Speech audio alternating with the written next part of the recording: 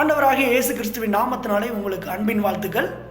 இந்த வேத தியான நேரத்திலும் கூட சில நிமிடம் நாம் தேவனுடைய வார்த்தைகளை குறித்து பேசுவோம். 1 தெசலோனிக்கேயர் 5:21 இப்படியாக சொல்லுகிறது, எல்லாவற்றையும் சோதித்து பார்த்து நலமானதை பிடித்து கொள்ளுங்கள். இந்த உலகத்திலே நாம் வாழுகிற இந்த வாழ்விலே நாம் எல்லா காரியங்களையும் சோதித்து பார்த்து நலமான காரியங்களை மாத்திரம் பிடித்து கொள்ள வேண்டும். பிரியமானவர்களே, ஆகாத சம்பாஷணை நல்லொழுக்கத்தை கெடுக்கும் என்று வேதம் தெளிவாக சொல்லுகிறது. ஆனால் ஆண்டவரை பற்றிய சம்பாஷணை நமக்குள்ளாக நல்லொழுக்கத்தை கொடுக்கிறது. மீண்டுமாய் சொல்லுகிறேன், ஆகாத சம்பாஷணை நல்லொழுக்கத்தை கெடுக்கும். ஆண்டவரை பற்றிய சம்பாஷணை நல்லொழுக்கத்தை கொடுக்கிறது.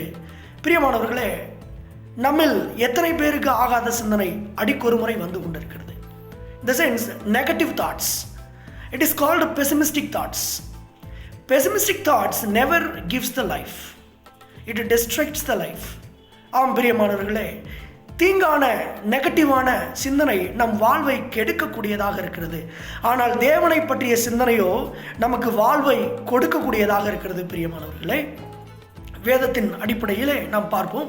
ஆதியாகமம் 3:6 இப்படியாய் சொல்லப்பட்டிருக்கிறது, பார்வைக்கு இன்பமும் புத்தியை தெளிவிக்கிறதற்கு இச்சிக்கப்படத்தக்க விருட்சமுமாய் இருக்கிறதை கண்டு அதன் கனியை பறித்து புசித்து. உங்களுக்கு நன்றாகவே தெரியும், இந்த வார்த்தை சர்ப்பமானது அந்த பெண்ணை எப்படி வஞ்சித்தது என்று சொல்லப்பட்டிருக்கிறது.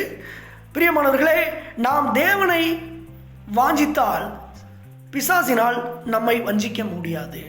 மீண்டுமாய் சொல்லுகிறேன், நாம் தேவனையே வாஞ்சித்தால் பிசாசினால் நம்மை வஞ்சிக்க முடியாது. இந்த இடத்திலும் கூட ஏவாள் தேவையற்ற சிந்தனைக்கு இடம் கொடுத்தபடியினாலே சாத்தானினால் வஞ்சிக்கப்பட்டிருக்கிறாள். வஞ்சிக்கப்பட்ட வாழ்வு அழிந்து போகிற வாழ்வாக இருந்தது. ஆனாலும் வேதத்திலே தேவனுடைய வார்த்தையை பின்பற்றாதபடியினாலே அவர்கள் வாழ்க்கை அழிந்து போக ஒப்பு கொடுத்த தேவன் அழிக்காமல் அவர்களை பாதுகாத்து கொண்டார். பிரியமானவர்களே, தேவையான சிந்தை, தேவையற்ற சிந்தை. தேவையற்ற சிந்தை எதுவெல்லாம் தேவையற்ற சிந்தை? இன்பமானதை நோக்கி கொண்டிருத்தல், இச்சையான காரியத்தை நோக்கி கொண்டிருத்தல், ஏவாள் செய்ததை போல பறித்து புசித்தல். இந்த காரியங்கள் எல்லாம் தேவையற்ற சிந்தனையால் ஏற்பட்ட ஒரு காரியமாக கருதப்படுகிறது.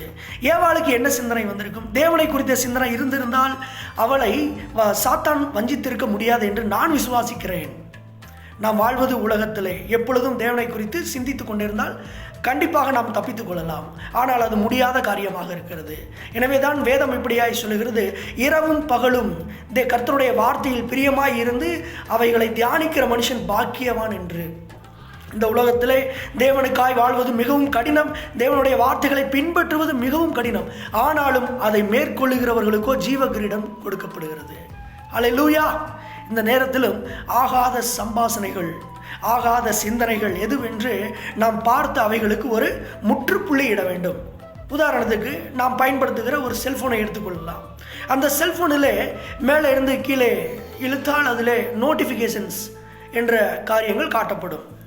ஸோ தேவையான நோட்டிஃபிகேஷன், தேவையற்ற நோட்டிஃபிகேஷன், உங்களுடைய சிந்தைகளை டிஸ்ட்ராக்ட் பண்ணக்கூடிய ஒவ்வொரு நோட்டிஃபிகேஷனையும் நீங்கள் என்ன செய்ய வேண்டும்?